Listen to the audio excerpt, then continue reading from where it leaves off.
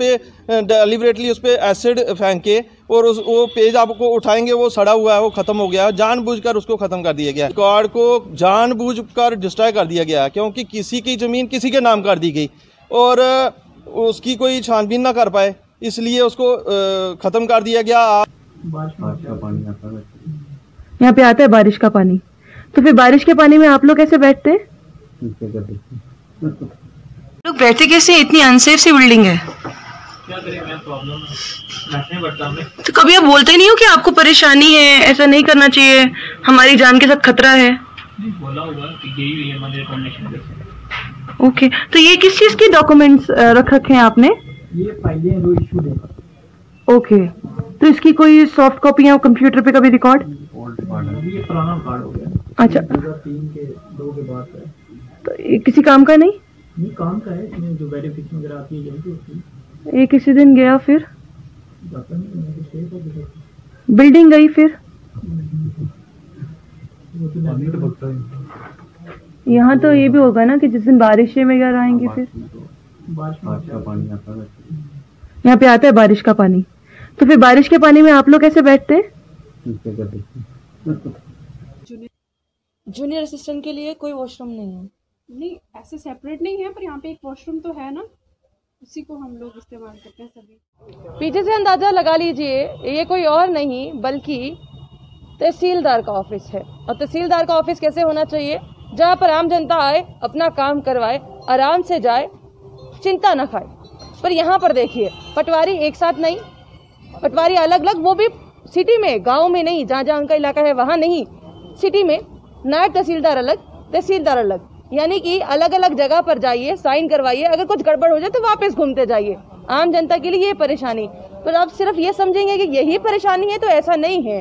एक बार जरा पैन करके दिखाने की कोशिश मैं रोहित जी से करूंगी कि ये सामने जो आप बिल्डिंग देख रहे हैं, ये बिल्डिंग ऐसा लग रहा है कि कोई हम बहुत पुरानी मूवी देख रहे हैं, जिस मूवी में एक समय पर कोई अंग्रेजों का शासन था और वहां पर इस तरह की कोई है, या फिर हम कहीं हिमाचल वगैरह साइड पे हैं जहाँ पर बहुत ज्यादा बर्फबारी होती है, तो वहां पर इस तरह की चीजें हो तो चलता भी है। पर ये अनसेफ बिल्डिंग है। अनसेफ बिल्डिंग में कब ढह जाए, क्या हो जाए, कुछ नहीं पता। बारिश का मौसम आए, सारा पानी अंदर जाए, कुछ नहीं पता। अब सिर्फ ये हालत नहीं है, इसके अलावा भी दिखाने की कोशिश करते हैं। बिल्कुल दूसरी तरफ देखिए तो अलग अलग जगहों पर स्मार्ट सिटी प्रोजेक्ट चल रहे हैं। ये देख लीजिए स्मार्ट सिटी की हालत तहसीलदार के खुद के ऑफिस में। सामने अगर आप देखेंगे पुलिस सेक्शन है, बट पुलिस वालों के लिए यहाँ पर रखा गया है, और उसके आगे भी इसको भी यूज नहीं किया जाता। इसके अगली एक बिल्डिंग बनाई गई है पुलिस वालों के लिए, पर शायद ऐसा है कि पुलिस वाली बाकी की सुरक्षा करे, पर उनकी सुरक्षा करने के लिए कोई नहीं है। ये एक छोटा सा एक इंट्रोडक्शन है यहाँ के ऑफिस का। अब चलिए यहाँ के आम जनता से जानने की कोशिश करते हैं, और स्पेशली समाज, जो समाज को बात करते हैं, समाज के लिए बात करते हैं, सामाजिक कार्यकर्ता, अब उनसे भी जानने की कोशिश करते हैं। हर एक चीज़ को विशेष टिप्पणी के साथ आप तक पहुँचाने की कोशिश करेंगे, और एक बार ज़रा एलजी एडमिनिस्ट्रेशन से बोलेंगे कि सिर्फ और सिर्फ ये मत सोचिए कि ऊपर ऊपर काम हो तो नीचे नहीं, असल में ये क्या हो रहा है ये दिखाने के लिए लाए हैं। क्या यहाँ पे परेशानियाँ हैं, किस तरह की परेशानियाँ हैं, कुछ कुछ तो हमने बता दी, पर ज़्यादा परेशानियाँ आप ही बता पाएंगे, थोड़ी सी बताने की कोशिश कीजिए। सबसे पहले तो मैं आपका जम्मू परिवर्तन की टीम का, पूरी टीम का हार्दिक अभिनंदन करता हूं कि उन्होंने हमारे शहर सुंदरबनी में आप आए। इतनी दूरी है, ये जम्मू से काफ़ी दूर है, और यहाँ की परेशानियों को जो बताने का आपने जिम्मा उठाया है, उसमें हमारे समाज के हम सब लोग मिलकर आपको बताते हैं कि यहाँ की मुख्य परेशानियाँ क्या हैं। सुंदरबनी जो कि ये 1964 की ये बिल्डिंग बनी हुई है, यहाँ के काफ़ी सारे 17 पंचायतें लगती हैं इसके साथ में, और ये सुंदरबनी बहुत ही सुंदर शहर है। इसकी पुरानी गणना अगर देखी जाए तो ये बाबली के नाम से सुंदरबन इसका नाम था, बाद में धीरे धीरे करके इसका नाम सुंदरबनी पड़ गया। यहाँ की मुख्य परेशानी ये है कि यहाँ की बिल्डिंग की हालत ही बहुत जर्जर है। कई सरकारें आई गईं, लेकिन किसी का भी ध्यान आज दिन तक सुंदरबनी की बिल्डिंग की तरफ नहीं गया।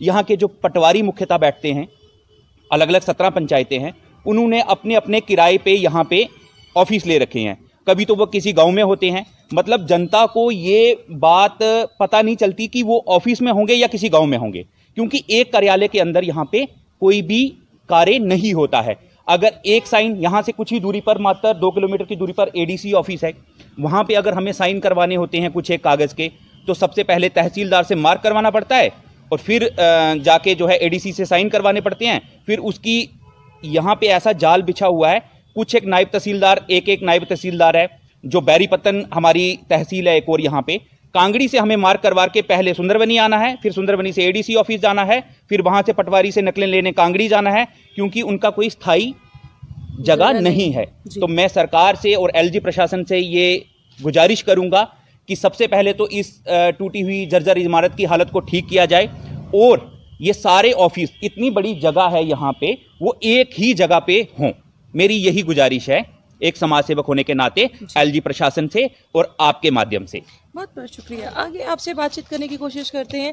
जो सबसे ज़्यादा देखने को मिला कि अगर मुझे भी, मैं आई हूँ यहाँ पर, मुझे वॉशरूम जाना है, मुझे कहीं वॉशरूम की फैसिलिटी कुछ दिखी नहीं, और जितने डॉक्यूमेंट्स हैं वो डॉक्यूमेंट्स कहीं भी ख़राब हो सकते हैं, बारिशों के समय में कुछ भी हो सकता है। क्या आपको लगता है ये सब सही हो रहा है तहसीलदार के ऑफिस में? रति शर्मा जी, आपका बहुत बहुत धन्यवाद। मैं आपको ये बता दूं कि ये पहले नियाबत हुआ करती थी, और उसके बाद ये तहसील बनी, तहसील कार्यालय बना, लेकिन बिल्डिंग नहीं बनी जी। और आज इस तहसील से हमारी 3 तहसीलें बन चुकी हैं, जिसमें बैरीपत्तन तहसील है, सियोर तहसील है, वो इसी से निकली है। और आज भी वो लोग यहाँ पर आके अपने रिकॉर्ड खोजते हैं। बहुत समय से हम यहाँ मिनी सचिवालय की मांग करते आए हैं, बहुत बार हमने प्रोटेस्ट भी किए। आज आप देख रहे हैं, आज यहाँ एक वाइट वॉश हुआ दिख रहा है, थोड़ी सफाई दिख रही है।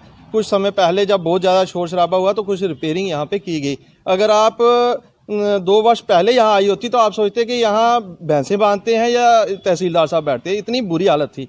लेकिन आज फिर भी यहाँ रिपेयरिंग हुई। आपने वॉशरूम की बात की, बड़े दुख की बात है कि हमारे पूर्व उप मुख्यमंत्री श्री निर्मल सिंह जी ने यहाँ पे एक वॉशरूम का उद्घाटन किया था, और कस्टोडियन लैंड जिसको बोलते हैं, उसकी वजह से उसको स्टे कर दिया गया और आज तक वो नहीं बनी। कुछ म्यूनसिपलिटी के प्रयासों से यहाँ पर हमने एक वैन खड़ी रखी है उसमें, क्योंकि हमारे सफाई कर्मचारियों शहर में के लिए भी पर्याप्त नहीं है म्यूनसिपलिटी के, तो यहाँ पर अलग से इनके पास सफाई कर्मचारी नहीं है, वहाँ सफाई नहीं होती, वहाँ भी व्यक्ति नहीं जा सकता है, वो हालत उसकी भी ख़राब है जी। तो आपने रिकॉर्ड की बात की, तो रिकॉर्ड का मैं आपको बता दूँगी, यहाँ इतनी बुरी हालत है कि पूरे रिकॉर्ड को जानबूझकर डिस्ट्रॉय कर दिया गया है, क्योंकि किसी की ज़मीन किसी के नाम कर दी गई और उसकी कोई छानबीन ना कर पाए, इसलिए उसको ख़त्म कर दिया गया। आप जहाँ जम्मू में उसको मुहाफिज खाना बोलते हैं, जहाँ पर सारा रिकॉर्ड जमा होता है, यहाँ से वहाँ भेजा जाता है व्यक्ति को, जाओ अपना वो नक्शा होता है ज़मीन का, वो ले आओ या कुछ भी ले आओ, वहाँ जाओ तो वहाँ भी वो ख़त्म कर दिया गया। उस पर डेलिबरेटली उस पर एसिड फेंक के, और वो पेज आपको उठाएंगे वो सड़ा हुआ है, वो ख़त्म हो गया है, जानबूझकर उसको ख़त्म कर दिया गया। ये ऐसा क्यों? मतलब ये किसी की अपनी जगह है और अपनी जगह है तो उस पर एसिड डाल के ख़त्म करने की क्या ज़रूरत है? ये बहुत बड़ा एक घोटाला है। अगर इसकी जांच की जाए तो इसमें बहुत कुछ निकल के सामने आएगा। जो लोग यहाँ के मालिक थे उनके नाम हटा के, और जिन लोगों ने पैसा दिया, जिन लोगों ने रिश्वत दी, उनके नाम कर दिया गया। और यहाँ पर बहुत बड़े ऐसे घोटाले हुए हैं, जो लोग आते गए वो यहाँ जानबूझकर लोग अपना तबादला करा के आते थे ताकि वो मोटी रकम कमा सकें, और यहाँ रह के बहुत खुश रहते थे रेवेन्यू में लोग। आज कुछ पारदर्शी हुआ है सिस्टम, आज ऑनलाइन हो रहा है सिस्टम, लेकिन अगर पिछले रिकॉर्ड की आप बात करें तो यहाँ पर रिकॉर्ड के नाम पर कुछ नहीं बचा हुआ है।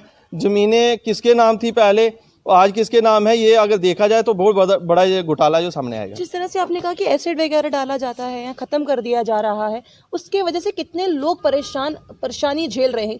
अप्रॉक्सीमेट कितने लोग हो सकते हैं? बहुत ज़्यादा लोग परेशानी झेल रहे हैं। आज तब पता चल रहा है जब लोगों की ज़मीनों से ये आप देख रहे हैं बड़ा सड़कों का जाल बिछ रहा है, लोगों को उसके लिए एक मुआवजा मिलता है। तो जब लोग वहाँ जाते हैं कि मेरी ज़मीन के कागजात बना दीजिए, तो वहाँ पर उसके कागज़ ही नहीं मिलते हैं, तो वो लोग दर बदर की ठोकरें खा रहे हैं, जो जिनकी ज़मीनें सड़कों में आई हैं। किस एरिया के यहाँ के लोगों के ये यहाँ आपको बता दें, यहाँ पजवाल पंचायत के लोग हैं जिनकी मेनली यहाँ पे ज़मीन गई है। आगे स्योट, बाखर, बल, ये जो जितना एरिया आता है ना, ये सारा जो हाईवे में आया है, या जो ये एरिया लोहारा कोट एक हमारा गांव है, इसका जो एरिया आर्मी के अंडर आया, तो आज तक लोगों को उनके जो आर्मी के रेंट है सही टाइम पे नहीं मिल रहे, क्योंकि वो रिकॉर्ड ही सही ढंग से वहाँ पे नहीं जाते हैं और उनको उनकी पेमेंट नहीं मिलती है।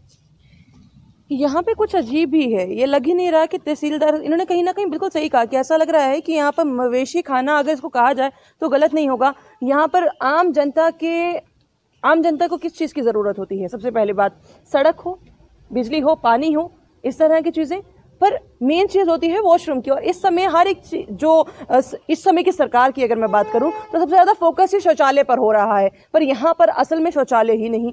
आम जनता यहाँ पर परेशान होती है क्योंकि अलग अलग जगहों पर जाना पड़ता है। जिनके डॉक्यूमेंट्स हैं असल में उनके डॉक्यूमेंट्स मिल नहीं रहे हैं। जो यहाँ के कर्मचारी हैं वो कर्मचारी अपनी खैर ही मनाकर बैठे हैं, या शायद रोज सुबह भगवान से प्रार्थना करते होंगे कि इतनी तेज बारिश ना आ जाए, या इस तरह की कोई भी भूकंप वगैरह ना आए कि ये जो बिल्डिंग है वो ढह जाए।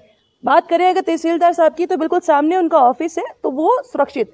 बाकी जितने लोग यहाँ पर काम कर रहे हैं क्या वो सुरक्षित हैं? क्या पुलिस वाले सुरक्षित हैं? क्या पुलिस वाले अपने आप को जो ट्रेजरी की पूरी यहाँ पर ध्यान रख रहे हैं, क्या वो खुद के लिए सुरक्षित महसूस कर पा रहे हैं? अब यहाँ पर इसके बारे में कौन ही बात करेगा, और अगर बात करेगा तो उस पर कब उस चीज़ का अगर सॉल्यूशन है वो कब तक मिल जाएगा? 2019 की बात करें तो ये कहा गया था कि हर एक चीज़ पर डेवलपमेंट दिखेगी। असल में कितनी डेवलपमेंट यहाँ पर हो रही है और सुंदरबनी में कितनी हो रही है, हम आपको वो दिखाने का प्रयास कर रहे हैं। ये तो तहसीलदार का ऑफिस है, तो सोचिए आम जनता कहाँ पर कैसे और किस वजहों में रह रही होगी।